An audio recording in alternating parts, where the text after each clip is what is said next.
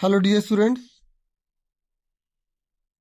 Welcome to ASC starter में आपको class 7th में हिंदी का डीओ की तरफ से जो प्रैक्टिस पेपर इशू किया गया ना, पूरे आंसर के साथ करवाने जा रहा हूँ। देखिए डियर स्टूडेंट्स, सेम पेपर का पैटर्न ऐसे ही रहेगा, बिल्कुल सेम पेपर ऐसे ही आएगा। क्वेश्चन जो वो नए होंगे।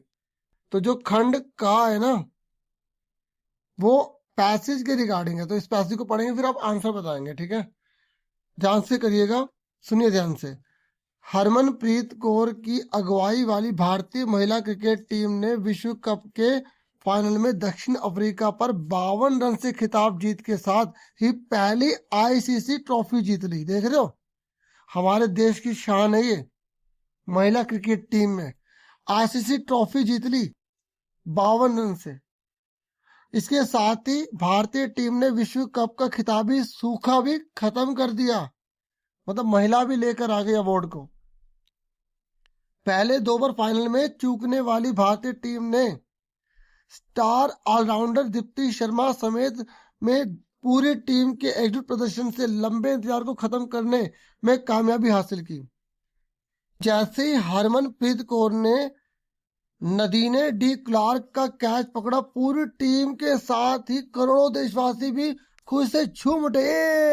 इससे पहले जेमिमा रोड्रिक्स और प्रतीका रावल के दमदार खेल से टीम फाइनल में पहुंची। ठीक है, हमने पैसे पढ़ ली, अब इसके आंसर्स करेंगे।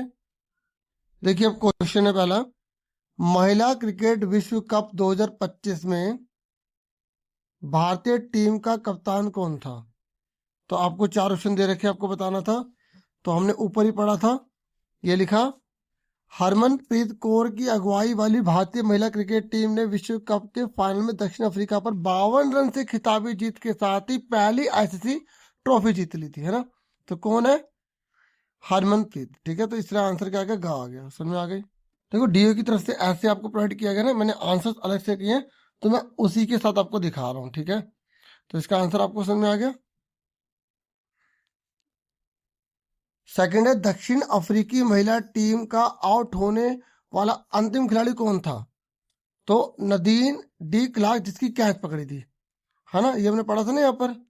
तो आपको पैसिव में से ढूंढ के अच्छे से बताना है कि जैसे लिखा ना ये कैच पकड़ा था, तो आप आराम से कर लेंगे। ठीक है, पैसिव पढ़ लीजिए, आराम से कर लेंगे। नेक्स्ट है, भारतीय महिला क्रिकेट टीम विश्व कप के फाइनल में कितनी बार सफल रही? अभी तक एक ही बार रही है। ठीक है, फिर नेक्स्ट है, भारतीय महिला क्रिकेट टीम के विश्व विजेता बनने का देशवासियों पर क्या प्रभाव पड़ा? पूरा पूरा पूरा देश बहुत खुश हो गया था, करोड़ों देशवासी गर्व और आनंद से झूम उठे थे। तो आपको यहीं से देख के लिख लेना था। ठीक है, समझ में आ गई? आपके लिए स्पेशली आंसर अलग से किए गए हैं। ठीक है, लाइक जरूर कीजिएगा। देखिए, अब सेकंड हम पढ़ने जा रहे हैं, तो ये पद्यांश है, इसको पढ़कर इसके आंसर देने हैं।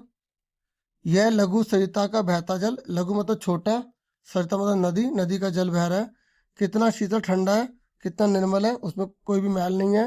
हिमगिरी के हिम से निकल निकल, यह निर्मल दूध सा हिम का जल, करकन निनाद कलकल छल छल, मतलब बह रहा है, पानी जा रहा है। ठीक है, और जो बर्फ की जो पहाड़ है ना, उससे ये नदी निकली है।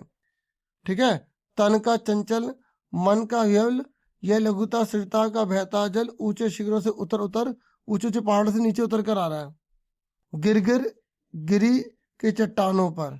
ठीक है, मतलब गिर रहा है, और गिरी मतलब क्या है? जो पहाड़ है। ठीक है, कंकड़ कंकड़ पैदल चलकर, दिन भर रजनी भर, दिन में भी रात में भी, जीवन भर धोता वसुधा का अंतस्थल, और वसुधा मतलब धरती। ठीक है, धरती को क्या है? धो रहा है। ठीक है, उसे साफ कर रहा है। तो अब आपको यहाँ पे आंसर देना है कि नदी का जल कहाँ से निकल रहा है? चट्टान से, मैदान से, बर्फ से या झरने से? तो यहाँ पर जो है ना, बर्फ से लिखेंगे, क्योंकि यहाँ पर इन्होंने लिखा है, ये लिखा हिमगिरी के हिम से निकल निकल, लिखा है ना, हिम मतलब बर्फ होता है। फिर नेक्स्ट है यहाँ पे सेकंड, ये कह रहा है, काव्यांश में नदी के जल को किसके जैसा बताया गया है? दूध सा बताया गया। ठीक है, नदी का जो जल है वो दूध जैसा है। फिर नेक्स्ट है, काव्यांश के अनुसार ऊंचे शिखरों से जल कहाँ गिरता है? ऊंचे शिखरों से जल गिरी की चट्टानों पर गिरता है। ठीक है, फिर नेक्स्ट है, काव्यांश में बताई गई नदी के जल की 2 विशेषता बताओ। बताओ, नदी का जो जल है वो कैसा है? अभी मैंने पढ़ा था ना कि निर्मल है, ठीक है, और क्या शीतल है, पढ़ा था ना यहाँ पे। तो आपको इसी में से ढूंढ के देख के अच्छे से बताना है। अब खंड खा है। अब ये ना ग्रामर आ गई है, अब आपको सारे आंसर ध्यान से बताने हैं, देखता हूँ कौन बच्चा अच्छे से बताता है।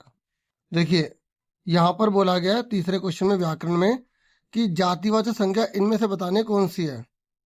तो जातिवाचक मतलब जैसे उसकी जैसे बहुत सारी चीजें हो, ठीक है, जैसे सागर बहुत सारे होते हैं ना। ऐसे व्यक्तिवाचक जो किसी का नाम होता है, तो नाम क्या है, जैसे कन्याकुमारी, ठीक है। और भाववाचक जहाँ भाव प्रकट किया जाता है, करुणा, ठीक है। इस तरीके से आपको मैचिंग करनी है, आंसर बताना है।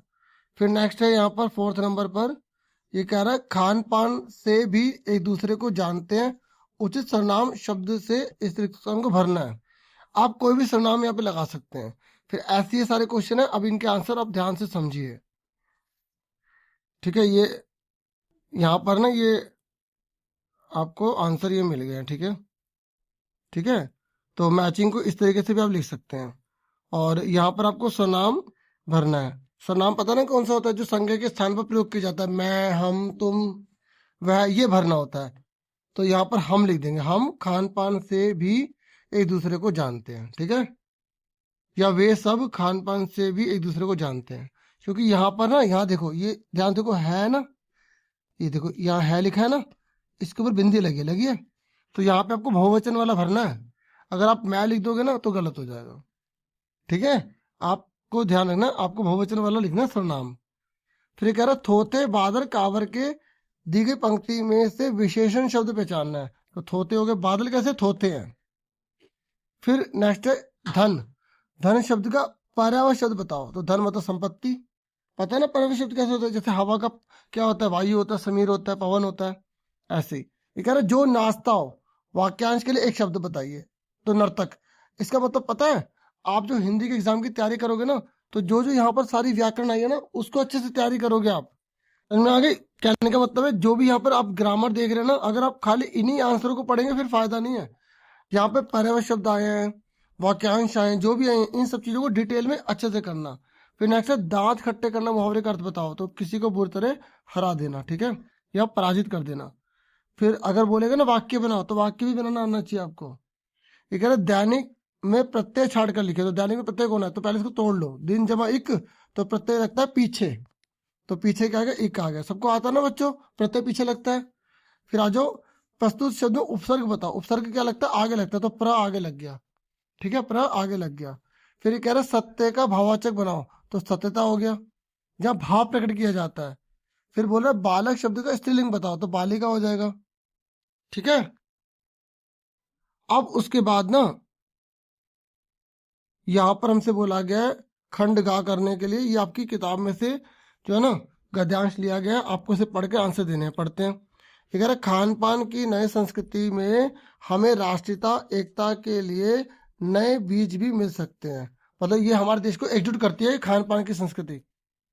ये कह रहा है बीज भली भांति तभी अंकुरित होंगे जब हम खान पान से जुड़ी हुई दूसरी चीजों की ओर भी ध्यान देंगे, ठीक है। हमें और भी जगह ध्यान देना चाहिए। मसलन हम उस बोली बानी, भाषा भूषा आदि को भी किसी न किसी रूप में ज्यादा जानेंगे। मतलब हमें ना भाषा को भी जानना चाहिए, बोली को भी जानना चाहिए। जो अलग अलग जो खान पान खाते हैं ना, उनकी कौन कौन सी भाषाएं हैं, उनका रहना सहना, उनके कपड़े कैसे हैं, तब पूरा देश और अच्छे से एकजुट हो जाएगा जो किसी खान पान विशेष से जुड़ी हुई है। इसी के साथ ध्यान देने की बात यह है कि स्थानीय व्यंजनों का पुनरुद्धार भी जरूरी है, जिन्हें अब एथनिक कहकर पुकारने का चलन बढ़ा है। मतलब अब ना, मतलब जो जो स्थानीय व्यंजन है ना, उसका पुनरुद्धार करना पड़ेगा। जो स्थानीय व्यंजन होते हैं ना, जो जगह जगह पाए जाते हैं, उसकी वैल्यू बहुत ज्यादा है, तो उसे एथनिक कह के ये बेकार हो जाएगी बात। हमें इसके महत्व को समझना होगा।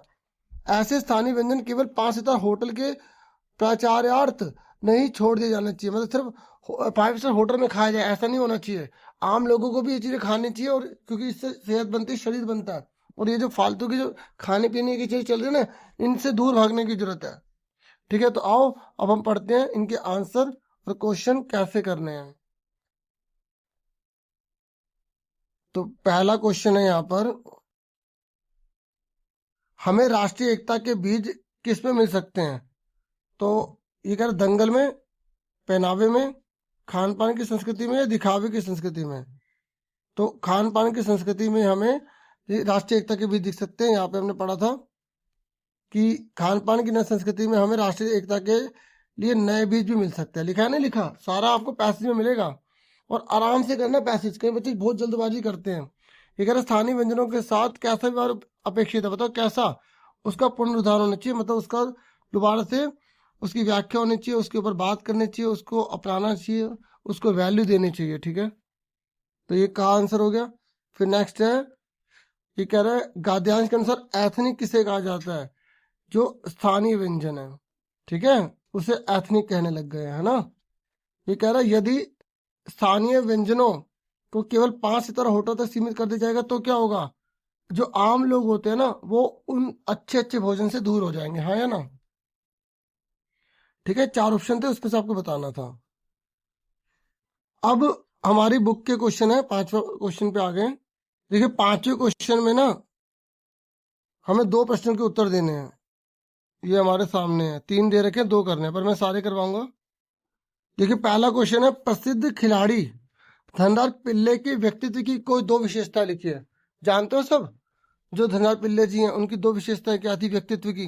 पहला, वो बहुत ज़्यादा मेहनती थे, अनुशासित थे, तभी तो इतने महान जो है, बहुत बड़ी मात्रा में उन्हें जो है क्या चलाते हैं वो, हॉकी ना, तो हॉकी के बहुत बड़े महान प्लेयर बने, नहीं बने? इसलिए। और वे आत्मविश्वासी और दृढ़ निश्चयी व्यक्ति थे। ठीक है, धनराज पिल्ले की बात कर रहा हूँ मैं, ये इनके व्यक्तित्व की विशेषता पूछी थी। ठीक है, क्या खास बातें थी? विशेषता मतलब खास बातें उनकी, बोलो आप अपनी भाषा में बना के भी लिख सकते हो। वो बहुत मेहनती थे, वे अनुशासित खिलाड़ी थे, उनमें आत्मविश्वास बहुत ज्यादा था, वो पक्के इरादे वाले थे। ठीक है, अपने बना बना के भी लिख सकते हो। ये कह रहा है सोनपुर का मेला किस राज्य में और कब लगता है? आप बताओगे। सोनपुर का मेला बिहार राज्य में कार्तिक पूर्णिमा के अवसर पर लगता है। ठीक है, चैप्टर पढ़े तो आराम से कर दोगे। ये कह रहा है गांधी द्वारा आश्रम में किन किन गतिविधियों की योजना बनाई गई थी? तो गांधी ने बताया था कि श्रम और स्वस्थता, मतलब इंसान को ना मेहनत बहुत करनी चाहिए, अपने आप में वो हुनर आना चाहिए ताकि वो बाद में मार ना खाए किसी काम में। ठीक है, और उससे आसपास सफाई रखनी चाहिए, शिक्षा ग्रहण करनी चाहिए और आत्मनिर्भरता की गतिविधि को से अपनाना चाहिए। ठीक है, फिर नेक्स्ट क्वेश्चन है, ये छठा है, यहाँ पर भी 2 आपको करने हैं इसमें से। छठे क्वेश्चन में बोला गया पहला, वसंत ऋतु में नीलकंठ के लिए जाली घर में बंद रहना असहनीय क्यों हो जाता था? आप बोलोगे वसंत ऋतु में वातावरण सुहावना और खुला होता है, ऐसे में नीलकंठ को खुले आकाश में उड़ने की इच्छा होती थी, इसलिए जाली घर में बंद रहना उसे असहनीय लगता था, मुश्किल लगता था। हाँ है ना? फिर उसके बाद नेक्स्ट है, मेरी माँ ने मुझे अपनी प्रसिद्धि को विनम्रता से संभालने के लिए सीख दी है। धनराज पिल्ले की इस बात का क्या अर्थ है? मतलब आपको अगर बहुत ज्यादा तरक्की मिल जाए ना तो घमंड नहीं करना चाहिए। आजकल क्या होता है कि अगर किसी को थोड़ी बहुत भी तरक्की मिल जाए ना तो उसे बहुत ज्यादा घमंड आ जाता है ना? तो ये कह रहे हैं कि इसका अर्थ है कि प्रसिद्धि मिलने पर भी व्यक्ति को घमंडी नहीं होना चाहिए, उसे सादगी, विनम्रता और संयम बनाए रखना चाहिए। नेक्स्ट है, वीर कुंवर सिंह पाठ के किन प्रसंगों से आपको पता चलता है कि कुंवर सिंह साहसी, उदार और स्वाभिमानी व्यक्ति थे? तो आप बताओगे कुंवर सिंह ने वृद्धावस्था में भी अंग्रेजों से वीरता से संघर्ष किया था। पता है इतने बूढ़े हो गए थे, उसके बावजूद भी अंग्रेजों से लड़े थे। उन्होंने कभी आत्मसम्मान से समझौता नहीं किया और देश के लिए बलिदान देने को सदैव तत्पर रहे थे। इतनी बड़ी महान बात थी। ठीक है, देखिए 7वां क्वेश्चन है, तो यहाँ पद्यांश दिया गया, आपको पढ़कर से आंसर देना है। बरसे बदरिया सावन की, सावन की मन भावन की, सावन में उम गयो मेरो मनवा। मतलब सावन का महीना इतना अच्छा है ना, इतना अच्छा है, उसका मन उसी में लग गया है। भनक सुनी हरि आवन की, मतलब भगवान कृष्ण के आने की भनक लग गई है। और अब जब भगवान आने वाले हो तो कितना मन प्रसन्न हो जाएगा। तो उमड़ घुमड़ चौदिस से आया, दामिन दम के झर लावन की, और बिजली कड़क रही है और झर मतलब बारिश होने वाली है, और नन्नी नन्नी बूंदन में यहाँ बरसे बारिश हो रही है, शीतल पवन सुहावन की, और ठंडी ठंडी हवा चल रही है। अब आगे भी लिखा है, यहाँ मीरा जी कृष्ण से बहुत प्रेम करती है ना, तो उन्होंने ही लिखा है, तो मीरा के प्रभु गिरधर नागर, आनंद मंगल गावन की और मीरा जी बड़ी खुश है और वो आनंद मंगल गा रही हैं। ठीक है, तो अब यहाँ पे पहला क्वेश्चन है, सावन के महीने में क्या विशेषता होती है कि ये मन को मोह लेता है, मन को मोह लेता है। आगे सुनिए। नेक्स्ट है, पद्यांश के अनुसार प्रभु के आने की सूचना सुनकर मीरा के मन में क्या भाव उत्पन्न हुए? उमंग के, बहुत खुश हो गई मीरा कि जो है भगवान आने वाले हैं। ठीक है, नेक्स्ट है, पद्यांश के अनुसार सावन में किसके चमकने की बात की गई है? बिजली के। ठीक है ना, क्योंकि यहाँ पर ना दामिनी लिखा हुआ है। ठीक है, तो आपको अगर अर्थ अच्छे समझ में आएगा ना, अगर आपने पाठ को अच्छे से पढ़ा, एक एक वर्ड मीनिंग क्लियर किया है, तभी आप अच्छे नंबर ला पाएंगे।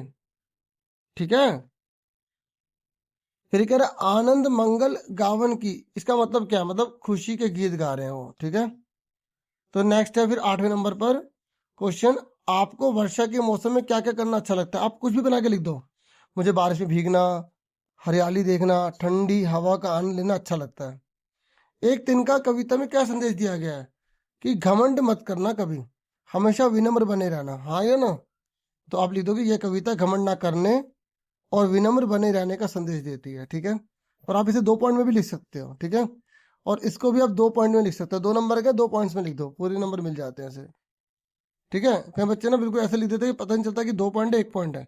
ठीक है, रहीम के अनुसार सच्चे मित्र की क्या पहचान होती है? तो रहीम के अनुसार सच्चा मित्र वही होता है जो विपत्ति में साथ देता है, जो मुसीबत आने पर भी साथ दे रहे ना, उसे ही सच्चा मित्र कहते हैं। ये कह रहा है, यहाँ पे आपको पाठ में देखना है, 2 प्रश्न दे रखे हैं, 30 से 40 शब्दों में इसके आंसर देने हैं। ये कह रहा है, आंख में तिनका पड़ने के बाद घमंडी की क्या दशा हुई? तो आप बताओगे, आंख में तिनका पड़ने के बाद घमंडी को बहुत पीड़ा हुई, उसका घमंड टूट गया, उसे दूसरों की सहायता लेनी पड़ी और अपनी कमजोरी का उसे एहसास हुआ, इसलिए घमंड कभी करना नहीं चाहिए। नेक्स्ट है, पक्षी आजाद रहकर अपनी कौन सी इच्छाएं पूरी करना चाहते हैं? तो आप बना के लिख देना। ठीक है, या आपने जो पढ़ा वो लिख देना। पहला, पक्षी खुले आकाश में उड़ना चाहते हैं, पहली बात हो गई।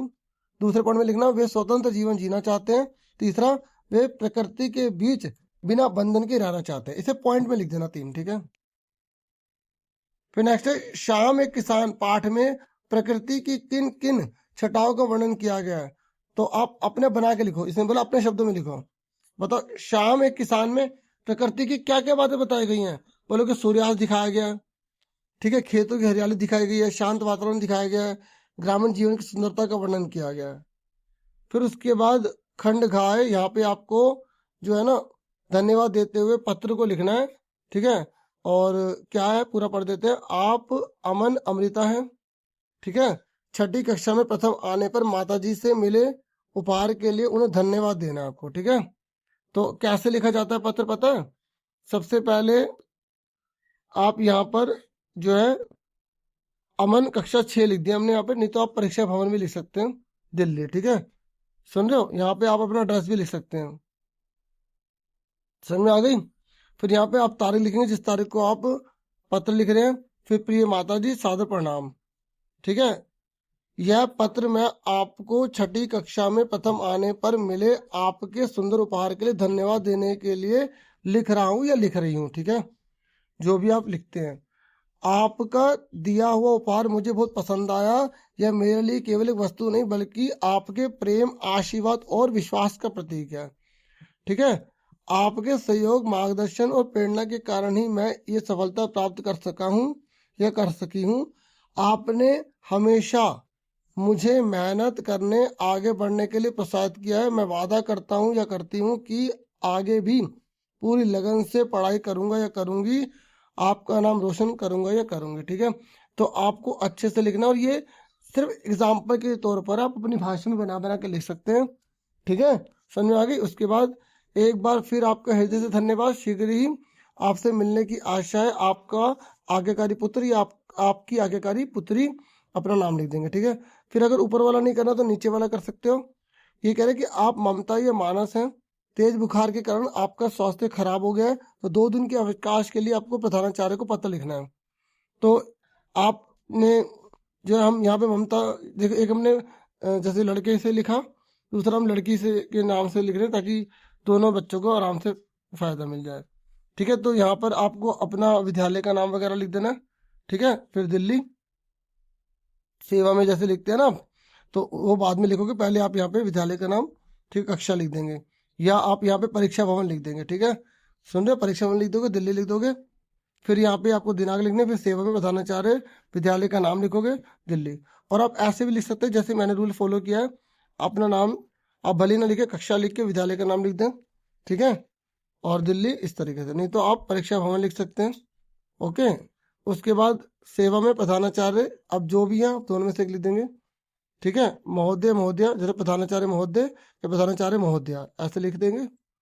फिर विद्यालय का नाम, फिर दिल्ली, फिर विषय जरूर लिखेंगे। ठीक है, बीमारी के कारण 2 दिन के अवकाश हेतु प्रार्थना पत्र, फिर लिखेंगे महोदय महोदया। ठीक है, फिर लिखोगे सभी ने निधन यह है कि मुझे तेज बुखार होने के कारण डॉक्टर ने 2 दिन विश्राम करने की सलाह दी है, इस कारण मैं दिनांक, आप यहाँ पे तारीख लिख दोगे, कब से कब तक आप विद्यालय आने में असमर्थ हैं। ठीक है, अतः आपसे विनम्र अनुरोध है कि कृपया मुझे 2 दिन का अविष्कार प्रदान करें। ठीक है, या उसकी कृपा करें, और मैं स्वस्थ होते ही विद्यालय आकर जो छूटी हुई पढ़ाई है उसे पूरी कर लूंगा या कर लूंगी। ठीक है, और आपकी अति कृपा होगी, धन्यवाद, भवदिया या भवदीय, जो भी आपका नाम है। फिर आपको ना एक अनुच्छेद लिखने को आएगा 80 से 100 शब्दों में, तीनों में से एक करना होगा आपको। ठीक है, तो यहाँ पर 2-2, 4-4 लाइन लिखी गई है, एग्जाम्पल के तौर पर लिखी गई है, आप देख सकते हैं। आपको बड़ा बड़ा लिखना है। ठीक है, ये आइडिया दे रखा है कि तीनों में से आप लिखेंगे एग्जाम में जो आएगा। देखिए, पहला है मेरा प्रिय उत्सव। ठीक है, तो आप मतलब किसी भी उत्सव के बारे में लिख सकते हैं, दिवाली के बारे में, होली के बारे में। जैसे यहाँ 2-4 लाइन लिख दी गई एग्जाम्पल के तौर पर कि मेरा प्रिय उत्सव दीपावली है, यह प्रकाश और खुशियों का पर्व है। इस दिन हम अपने घरों की सफाई करते हैं, दीपक जलाते हैं, लोग नए नए कपड़े पहनते हैं, मिठाइयाँ बांटते हैं। दीपावली हमें अंधकार से प्रकाश की ओर जाने की प्रेरणा देती है। यह पर्व आपसी प्रेम और भाईचारे को बढ़ाता है। ठीक है, तो मतलब कहने का है कि देखो, ये एग्जाम्पल के तौर पर लिखा गया, आप अपना बना बना के लिखना, बड़ा करके लिखना। ठीक है, ठीक है, आगे सुनो, ये कह रहा वायु प्रदूषण। सुनो, ये कह रहा वायु प्रदूषण आज की गंभीर समस्या है। कारखानों का धुआं, वाहनों से निकलने वाली गैस से, पेड़ों की कटाई इसके प्रमुख कारण है। ठीक है, वायु प्रदूषण से अनेक बीमारियां फैलती हैं। फिर बीमारियों के बहुत सारे नाम लिख देना बड़ा करने के लिए। हमें अधिक पेड़ लगाने चाहिए और प्रदूषण फैलाने वाले साधनों का कम उपयोग करना चाहिए। फिर नेक्स्ट है समय का सदुपयोग। देखो, तीनों नहीं करने आपको एग्जाम में, यहाँ लिखा हुआ है आपको एक विषय पे 80 से 100 शब्द लिखने हैं। ठीक है, ये समझो कि तीनों में से एक करना है जो आपको अच्छे से आता हो। मैं तीनों इसलिए लिख रहा हूँ कि अगर इनमें से कोई आ गया तो आपको आइडिया मिल जाएगा, बड़ा करके आप लिख देंगे। ठीक है, समय का सदुपयोग। एक रिक्वेस्ट है, देखो इसे बनाने में बहुत टाइम लगता है। ठीक है, तो वीडियो को लाइक, चैनल को सब्सक्राइब जरूर कीजिएगा, और जिन्होंने अभी तक सब्सक्राइब या लाइक जो नहीं किया रहेगा प्लीज कर देना। अब लास्ट पढ़ते हैं समय का सदुपयोग। ये कह रहा है समय बहुत मूल्यवान होता है। जो व्यक्ति समय का सही उपयोग करता है वही जीवन में सफल होता है, और हमें समय पर पढ़ाई और खेल और विश्राम करना चाहिए। ठीक है, समय की बर्बादी से नुकसान होता है, समय का सदुपयोग हमें अनुशासित और जिम्मेदार बनाता है। ठीक है, अच्छा बच्चों, एक कमेंट करके बताना कि आपकी कितनी कितनी तैयारी हो गई और कैसी तैयारी चल रही है। इतना ही था, वीडियो में पूरा पेपर समझा दिया है। वीडियो को लाइक, चैनल को सब्सक्राइब कर देना। Thank you for watching and listening carefully. अच्छा बच्चों, take care yourself dear student, bye, नमस्ते।